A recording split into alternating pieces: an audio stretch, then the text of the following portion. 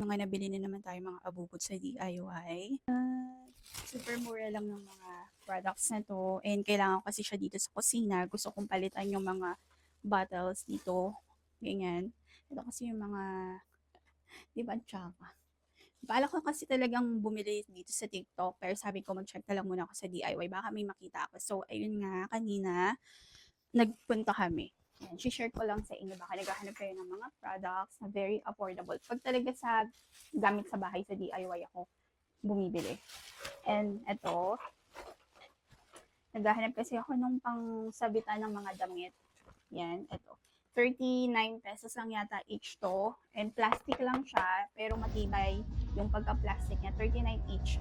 Hindi kasi pa kami makapagbutas ng mga dingding para sa mga pangsabit. So, ganito na lang muna yung binili ko, yung ihuhook mo ba or basta ilalagay mo sa pintuan. Yan. Dalawa yung binili ko para sa kusina and para doon sa taas. Super mura lang, di ba? Tapos, bumili ako ng basket para sa mga abubot dito, ng mga papel-papel.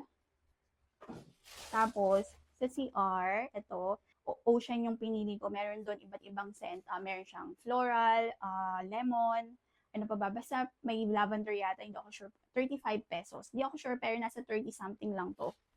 Tapos sabi dito, 14 weeks daw siya pwedeng gamitin. Or good for 14 weeks. Kasi 1 piece of toilet gel lasts for 1 week daw. Let's see. Let's see kung maglalas nga siya. Tapos, alam niyo ba sa DIY, magtingin-tingin lang kayo doon sa pinaka mga baba, sa mga tagong part, kasi may mga maliliit na mga items na sobrang mura and nakatago lang talaga sila. So, ganun kasi yung ginagawa ko. Tapos, pagka may mga red na paper or red marks doon sa mga price tags, ibig sabihin naka-discount yun. Kaya, yun, tingin-tingin lang kayo doon hanggang sa makakita kayo. Ganun kasi yung ginagawa ko. Naghahalukay ako dun. Ayan, itong ganitong bottle para sa mga spices dito sa bahay.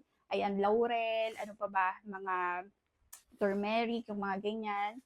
Ayan, 19 pesos ko lang siyang nabili. Ayan, kumuha ako ng 4. May mas malaking size dyan.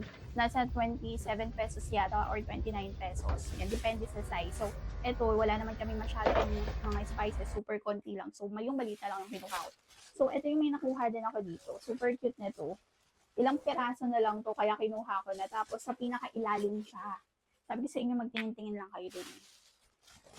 Nasa pinakailalim siya. Ito, so, balak ko kasing bumili dito sa TikTok yung color white. Pero sabi ko, magtingin na lang muna ako sa DIY.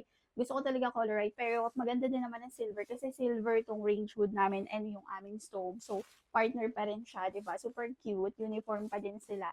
This costs for 63 pesos each. 3 peraso na lang siya dun sa DIY na napuntahan ko. So, baka sa mga DIY na malapit sa inyo, may mga stocks pa nito. Pero kasi sobrang cute, 63 pesos lang, diba? Pero wala siyang takip. Wala siyang takip, pero it's okay. Ay lang sa akin. As na nabili ko sa Mr. DIY, ganun din siya, lalagyan. Ayan. Ito, 2 piraso na lang siya, so kinuha ko sila. Ito, 3 pieces left na lang din yan. Kaya kinuha ko na, tapos ito, 2 piraso na lang siya, and this costs for 63 pesos each. Then, maganda dito, may cover siya. Ayan, may cover siya. And ayun lang, ito yung mga na-purchase ko sa DIY. More on sa kusina. Kasi gusto kong linisin dito, ang gulo-gulo talaga. Pag talaga kasama mo, magulo na din talaga lahat.